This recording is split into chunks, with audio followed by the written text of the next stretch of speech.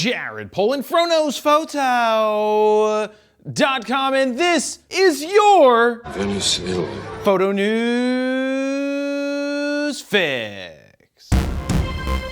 This fix is brought to you by Storyblocks and their massive inventory of studio quality stock footage. If you've ever been in need of a quick video clip for B-roll, After Effects templates, or motion backgrounds, Storyblocks has you covered. We've used B-roll from Storyblocks extensively over the years, and in fact, I was just in Venice, Italy, where it looked a little bit like this. And guess what? I didn't shoot any of that. All of these clips were from Storyblocks. So as you can see, Storyblocks is there for us with royalty-free clips, audio, and graphics, and they can be there for you as well. To sign up for Storyblocks, head on over to storyblocks.com/fro. First up, I'm back. We missed you. Thanks, Dan, for filling in last week. You scored almost 10,000 likes. Wrong. Which means you're one step closer to being runner-up for the Employee of the Month next month. Now, let's get into the first story. PhotoPlus for 2021 has been canceled. What do you mean, canceled? For those who don't know, PhotoPlus has been occurring since 1983, when I was 2 years old, by the way. Now, it seems to always be in New York City and was one of the largest photo shows in the United States. Now, due to obvious reasons, mostly people not getting vaccinated, I just lost some people. Unsubscribe. Oh, darn. Hopefully we don't lose them because they die. God, you're morbid. Anyway, due to those things, they've had to once again call the show off. Too soon? Too harsh? No. Which actually kind of sucks because I like going up to New York City and meeting all of the Fro fans and getting selfies with them and shaking hands and hopefully not getting a cold, which tends to happen year after year, whatever. But there is some good news for PhotoPlus. They say the team is looking forward to 2022 with enthusiasm. Aren't we all? Look, I don't wish the days away, so I just look for every day to hopefully be good. And that's my positive affirmation for the day, which I don't believe in. What you're feeling is premature in life. Next up, Nikon Rumors has confirmed that Nikon is in fact working on the follow-up to their FTZ adapter, with the new one being called, get this, FTZ 2. Winning. Now, I checked with Madeline Kay in Nikon PR, and she once again was unresponsive. Denied! Maybe she did quit and Nikon hasn't replaced her yet because maybe they can't afford another PR person. Ooh, geez. Ooh, I'm on fire this week. I unsubscribed yesterday. The original FTZ adapter worked perfectly, allowing you to take something like 90 different F-mount lenses and adapt them seamlessly to your Z-mount body. With that being said, it worked perfectly until you needed to mount your camera on a tripod, only to realize that the FTZ adapter stuck out further than the bottom of your camera, rendering it impossible to mount it to a Tripod.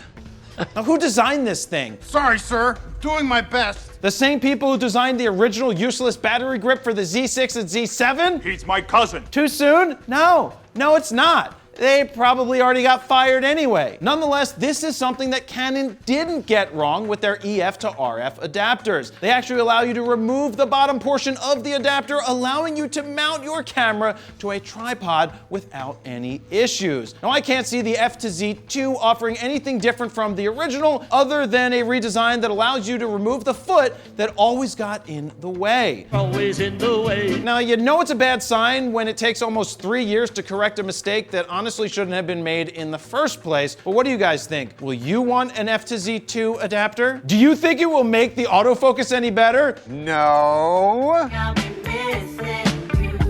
And finally, and I do mean finally, Canon has officially launched the EOS R3. After what seems like 23 months of teasing and multiple development announcements, the R3 is finally here, and people who can't afford it are going to be pissed, and people who can are probably going to buy it. Now, we were lucky enough to be one of the few people around the world to get an early real-world hands-on with the camera, and we put out an almost 1 hour long preview video that is linked below. But if you haven't seen that just yet, let me hit you with the top level specs. Hit me. The R3 sports a full-frame 24 megapixel stacked BSI CMOS sensor, which was developed and manufactured by Canon. The body clocks in at 71% of the weight of the 1DX Mark III, and not, I repeat, not considered the flagship camera by Canon. But for real, I consider it the flagship in my book. The ISO range is 100 to 102,400 natively, and I will say that my 20,000 ISO examples looked super solid. This camera is capable of shooting 30 frames per second in full 14-bit RAW, whereas the A9, which the R3 is going after, can only shoot up to 20 frames per second in 12-bit RAW. On the flip side, the Sony A1 can shoot 50 megapixel images at 30 frames per second in compressed RAW. There's completely blackout-free shooting, a 5.76 million dot EVF, a 3.2-inch 4.15 million dot vari-angle display, dual card slots, but one is an SD and the other is the CF Express Type A, which I personally would prefer having two of the same, and I explained that in my preview video. Quickly onto the video specs, it will shoot full-width DCI 4K up to 60 frames per second and is oversampled from 6K or 5.6K. There's internal 6K RAW recording up to 60 frames per second, and there is no longer a 29:59 time limit. There is no overheating in 4K 30, while 4K 60 will get you 60 minutes or more of continuous record time and 60 minutes of 6K RAW at 60 frames per second with high heat mode activated. Kinda like me, I get 60 minutes with my high heat activated. Dan, you only get 6. You don't know me. That mode actually puts the fire department on standby, so if you're hoping for a hottie to show up on his fire truck, just know it might be this guy.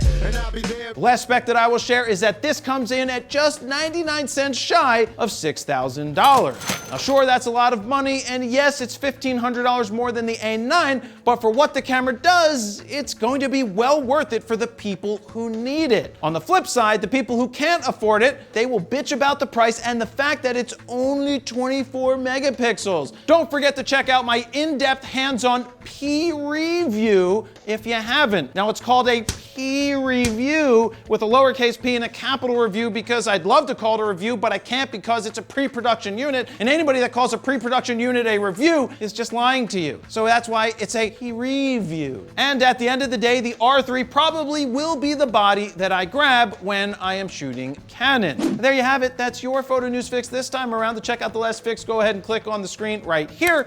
Don't forget to like, share, comment, and subscribe, and that is where I'm gonna leave it. Jared, Polin, FroKnowsPhoto.com. See ya.